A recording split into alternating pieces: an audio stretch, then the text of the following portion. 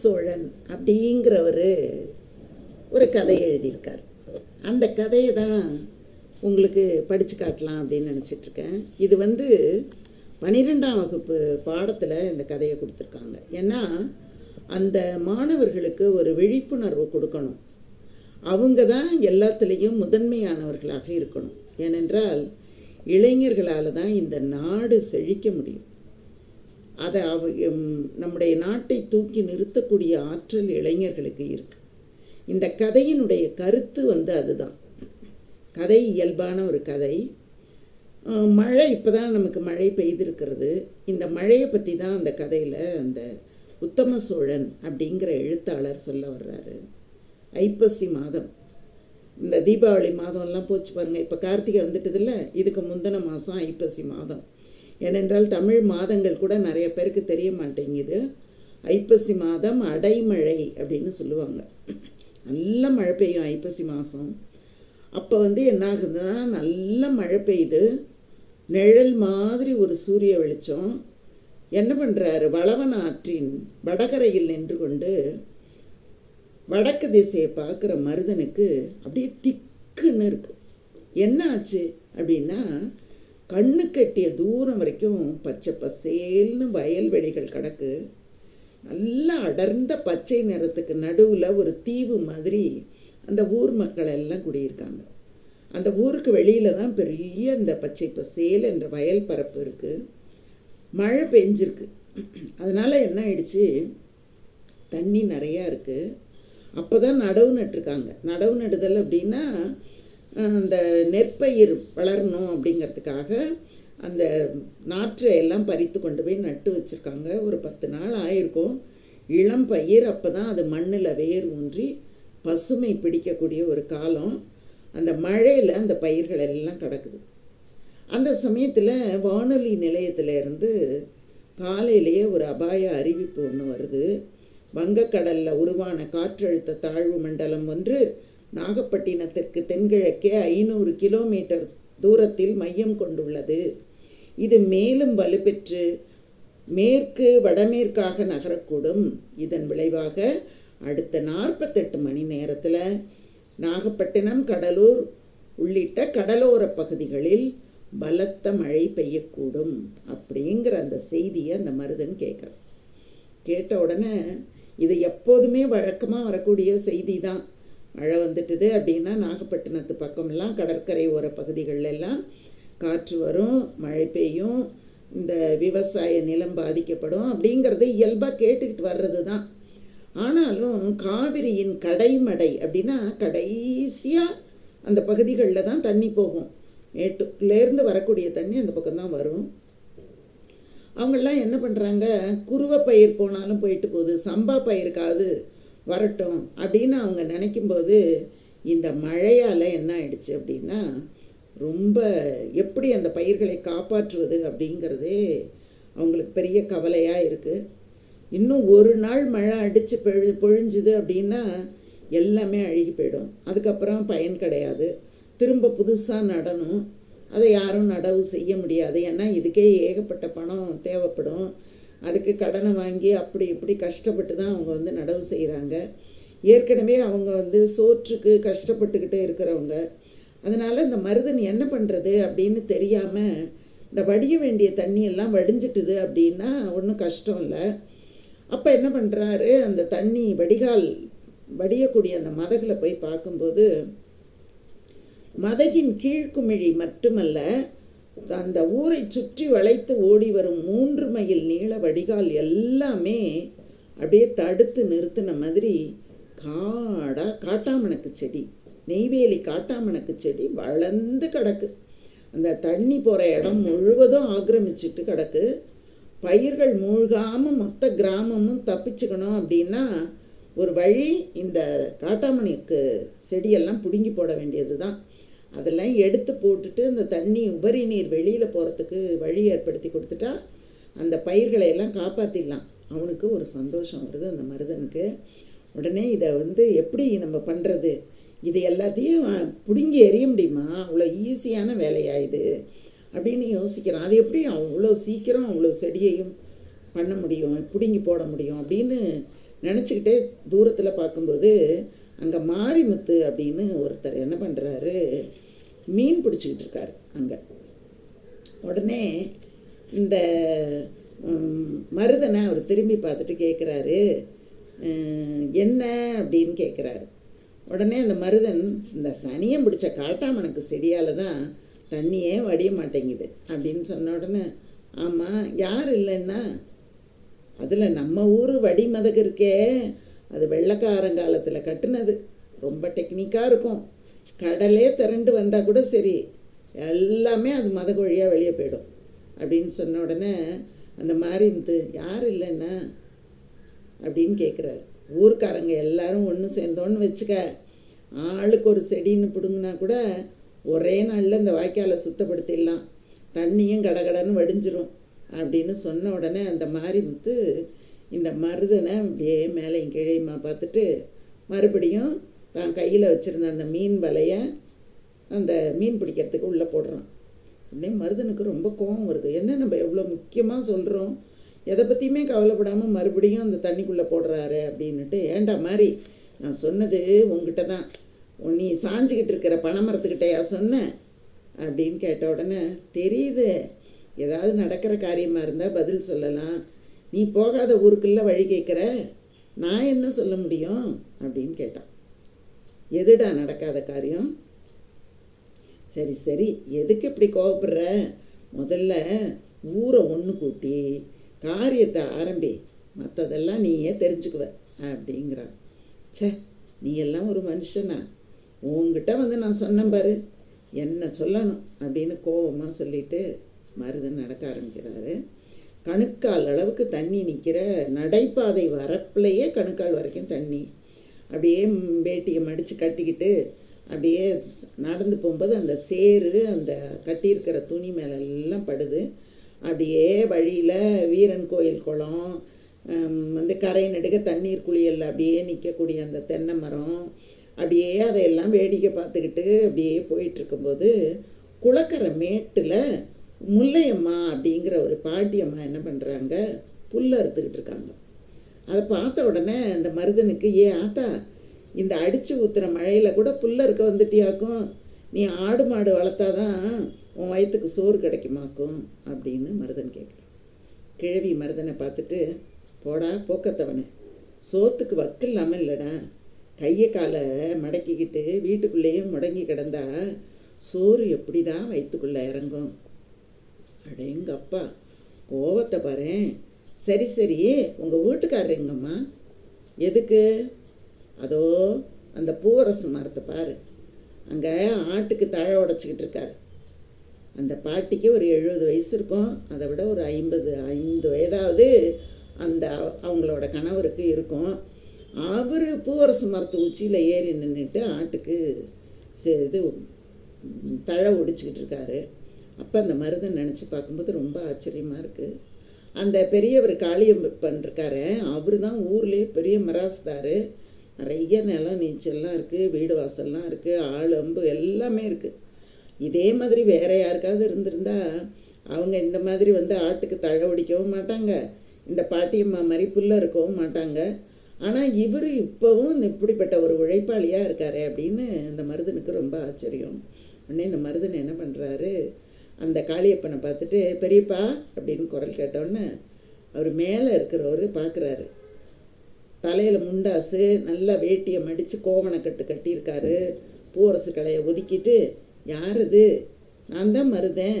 என்னடா வடக்கே இருக்கும் 8 ஊர் தண்ணியும் நம்ம ஊர் வழியாக தானே வடிஞ்சாகணும், மேற்கொண்டு மழை பெய்யணும்னு கூட அவசியம் இல்லை, ராத்திரிக்குள்ளே எல்லா தண்ணியும் வந்து இறங்கிடுச்சின்னா அவ்வளோதான், இப்போவே எல்லா பயிரும் தோகையாடுது, அப்புறம் எல்லாமே தண்ணிக்குள்ளே போயிடும் அப்படின்னோன்னு, வாஸ்தவந்தான், அதுக்கு என்ன பண்ண சொல்கிற? என்ன பாவம் செஞ்சோமோ, இந்த ஊரில் பிறந்து தொலைச்சிட்டோம், அனுபவிக்க வேண்டியது தானே அப்படின்னு அவர் காளியப்பன் சொல்கிறார். பாவ புண்ணியெல்லாம் அப்புறம் பேசிக்கலாம் பெரியப்பா, முதல் காரியமாக இன்றைக்கி ராத்திரி நம்ம ஊர்க்காரங்களெல்லாம் ஒன்று கூட்டி ஒரு வார்த்தை சொன்னீங்கன்னா போதும். பெரியவர் அப்படியே பார்க்குறாரு. என்னன்னு?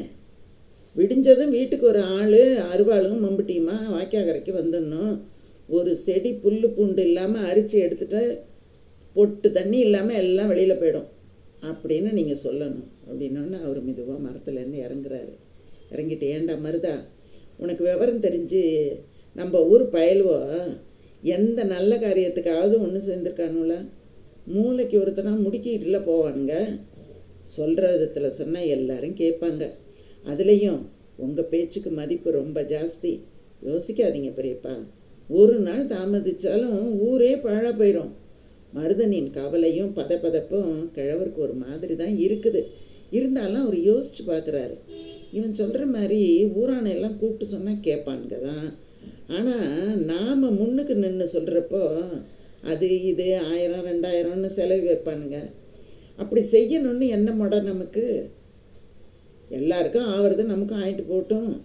இவன் வெறும் பைய எது வேணாலும் சொல்லுவான், நாம் ஏமாந்துடக்கூடாது அப்படின்னு அவர் மனசுக்குள்ளே நினைக்கிறாரு.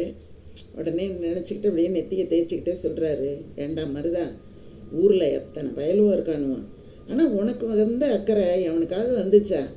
நீ சொல்கிறபடி செஞ்சால் தான் பயிர் பிழைக்கும், சந்தேகமே கிடையாது. ஆனால் எனக்கு ஒரு சங்கடம்.